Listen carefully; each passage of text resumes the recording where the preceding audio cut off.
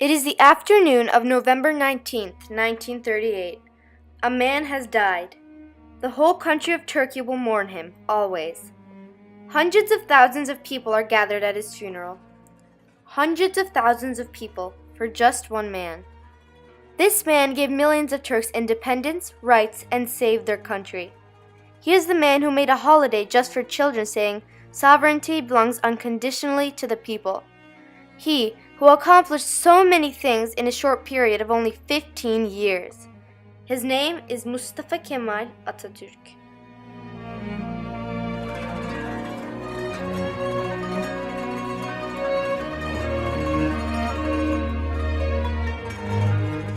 Although modern-day Turkey is not what he dreamed of, Mustafa Kemal Ataturk took a stand by turning Turkey, then the Ottoman Empire, from a defenseless and war-torn entity to a country that could protect itself.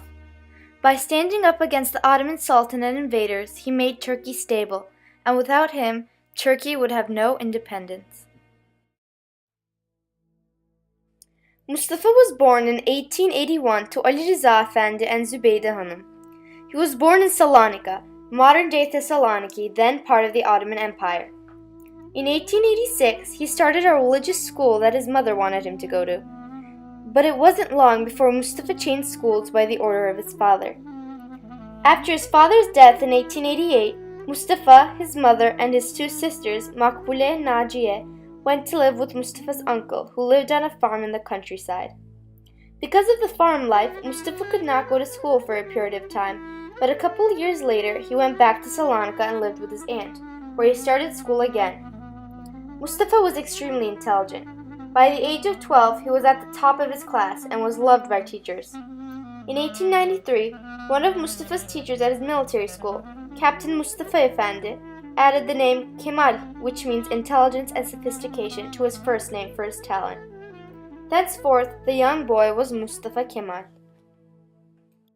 After his primary school was over, Mustafa Kemal went to a military school in Istanbul, and after finishing his high school, he went to another military school in Istanbul. He graduated from there in 1905 with the rank of Staff General. Following his graduation, he was stationed in Damascus, where he started a secret society called Homeland and Freedom with a couple of colleagues to fight against the Ottoman Sultan despotism. In 1908, he helped the group of officers who toppled the Sultan.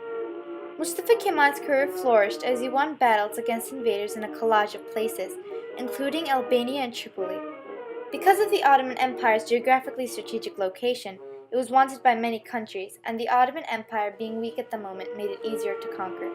The invaders had taken over almost all of the Ottoman Empire, killed millions of Turks, and ruined many people's lives.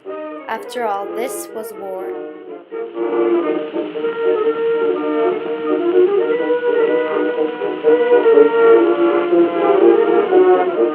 In 1915, Mustafa Kemal became a national hero after successively becoming victorious and finally repelling the invaders, which included Great Britain, Greece, and France, among other nations. Though the invaders had been defeated, the people of Turkey were still not free. They were ruled by an unfair sultan who would not give them the peace they deserved, which was Mustafa Kemal's next goal. After he became a general in 1916, at age 35, he liberated two major provinces in eastern Turkey, and all in 1 year. In the next 2 years, he served as commander of several Ottoman armies in Palestine, Aleppo, and a couple of other places. On May 19, 1919, Mustafa Kemal Pasha arrived in Samsun, where he had decided to initiate the War of Independence. He started a liberation army in Anatolia because he disagreed with the Sultan's rule. He assembled the Congresses of Erzurum and Sivas, which established the groundwork for the new national effort under his leadership.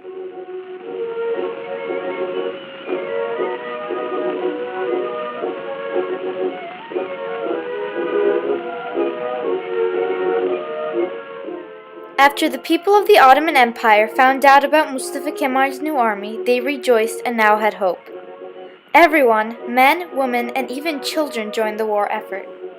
On April 23, 1920, the Turkish Grand National Assembly was inaugurated, and Mustafa Kemal was elected as its president. After the two battles at Inönü, where the army was led by Mustafa Kemal and they became victorious, the Grand National Assembly gave Mustafa Kemal the title of Commander-in-Chief with the rank of Marshal. At the end of August 1922, the Turkish armies won their ultimate victory. Within a few weeks, Turkey was completely liberated, the truce signed, and the Ottoman dynasty completely abolished. There would no longer be a dynasty but a democracy. The people rejoiced.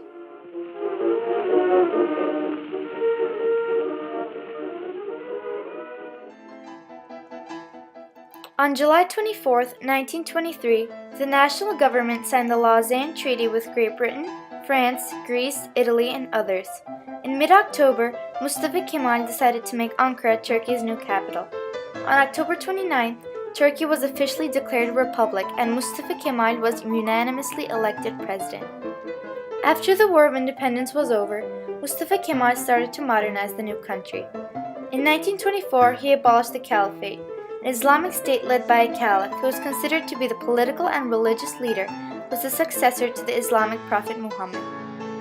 In 1925, he changed the Rumi calendar to the Gregorian calendar, which Western countries had been using for centuries.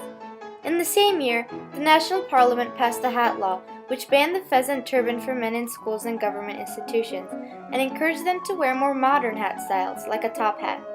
Before the War of Independence, people from different religions wore different hats that represented their religion, and Mustafa Kemal decided that this was not good because there might be more discrimination in the public.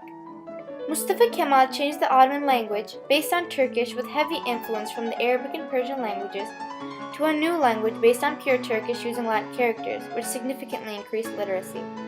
In 1928, Mustafa Kemal shared his ideas for the new alphabet to a group of professors and linguists in Ankara, and asked them how long it would take to completely adapt the new alphabet to the Turkish language.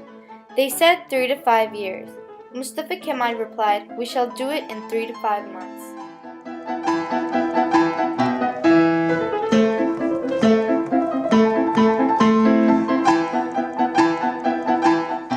He opened up new Western-style universities and also made organizations to promote national identity and ideology, like the Turkish Linguistic Society and the Turkish Historical Society. In the same year, Franklin Delano Roosevelt, who was not yet President of the United States, said, "During a conversation with the Foreign Affairs Minister of the Soviet Union, Litvinov, I asked him who was, according to him, the most valuable and remarkable statesman of Europe. He replied that the most valuable and interesting leader in the world was the President of the Turkish Republic, Mustafa Kemal Ataturk." In 1934, he gave women every right that men had, including the right to vote. This law ensured universal suffrage and elimination of any type of discrimination in voting, a few decades before most other democracies, including the United States. 5 years earlier, he had banned the veil in schools and government institutions for the same reason as a religious hat for men. In his lifetime, Mustafa Kemal read at least 3,977 books and wrote one himself called Geometry. On October 29, 1933, Mustafa Kemal gave an oration to the public. In this speech, Mustafa Kemal said, in short, that even if you are from a different ethnicity or religion, that it doesn't matter, and if you feel like you are a part of the Turkish community, then you are a Turk. He finished his speech with the famous words, "Happy is he who says, I am a Turk." In 1934, when the surname law was adopted, the National Parliament gave Mustafa Kemal the surname of Ataturk, meaning father of the Turks.